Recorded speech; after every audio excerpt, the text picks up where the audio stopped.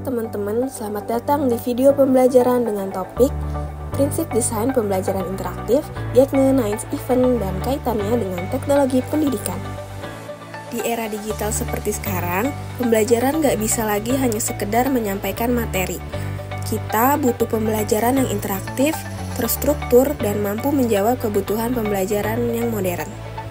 Nah, disinilah teori dari Robert Gagne jadi sangat relevan. Gagne menyusun 9 langkah pembelajaran yang bisa kita gunakan sebagai panduan dalam merancang pengalaman belajar yang lebih efektif dan menarik. Nah, biar pembahasan kita lebih terarah, yuk kita lihat dulu garis besar materi yang akan kita bahas dalam video ini. Mulai dari apa itu Gagne 9 Event, lalu bagaimana teori ini digunakan dalam desain pembelajaran, dan bagaimana mengintegrasikannya dengan teknologi.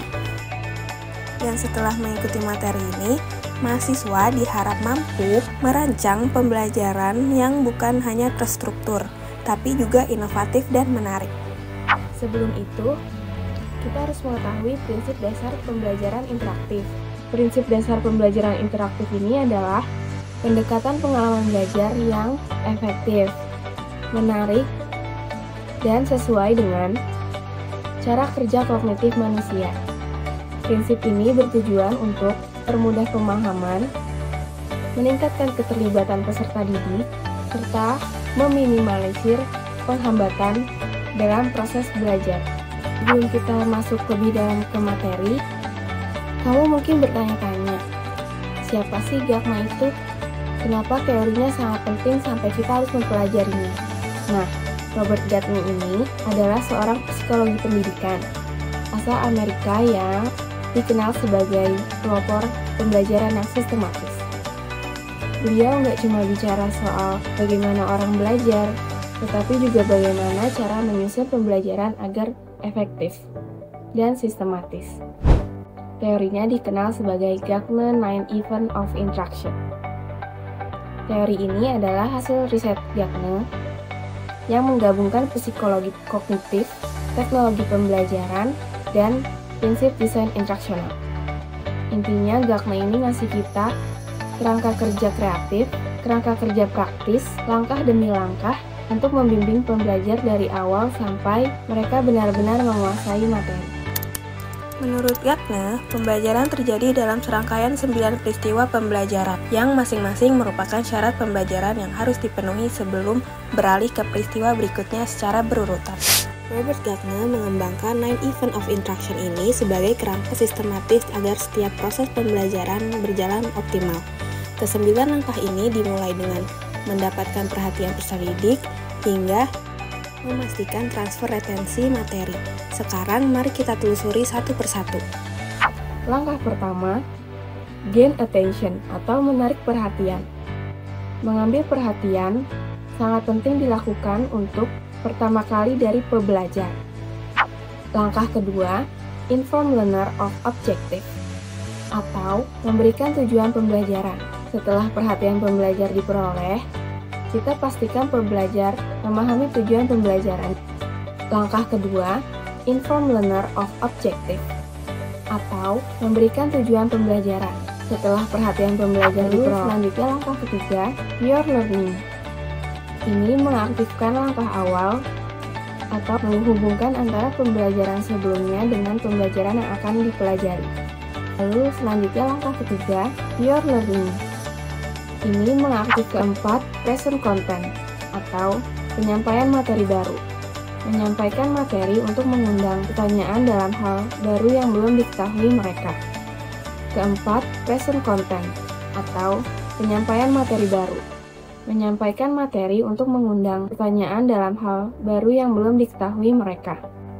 Keempat, present content atau penyampaian materi baru. Menyampaikan materi untuk mengundang. Kelima, provide guidance atau membimbing pembelajaran. Langkah ini memberikan layanan bimbingan dalam proses pembelajaran. Kelima, provide guidance atau membimbing pembelajaran.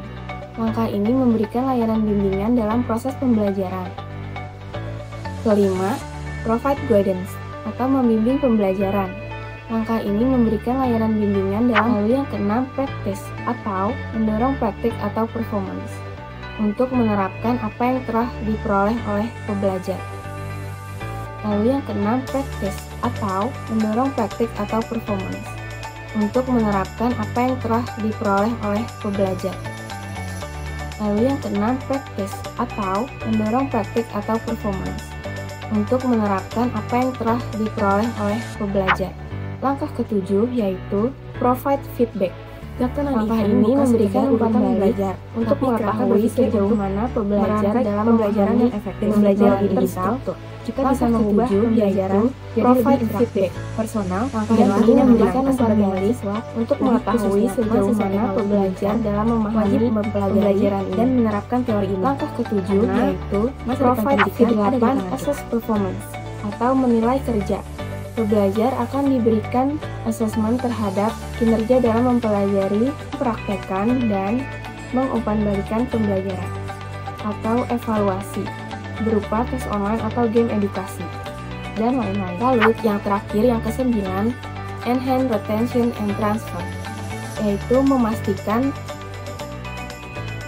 pembelajar benar-benar memahami materi yang sudah dipelajari selama 8 langkah. Coba bayangkan bagaimana kamu bisa menggabungkan teori Gagne ini dengan media digital yang kamu kuasai.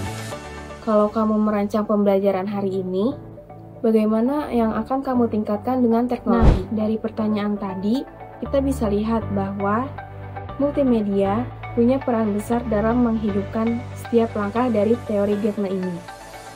Gagne menjelaskan bahwa pembelajaran harus memiliki tahapan yang sistematis.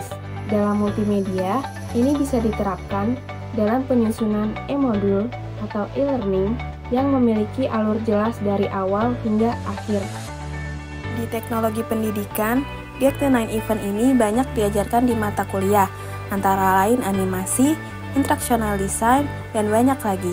Dalam praktik multimedia, Anda membuat e-modul yang menerapkan langkah-langkah seperti present content dan provide guidance.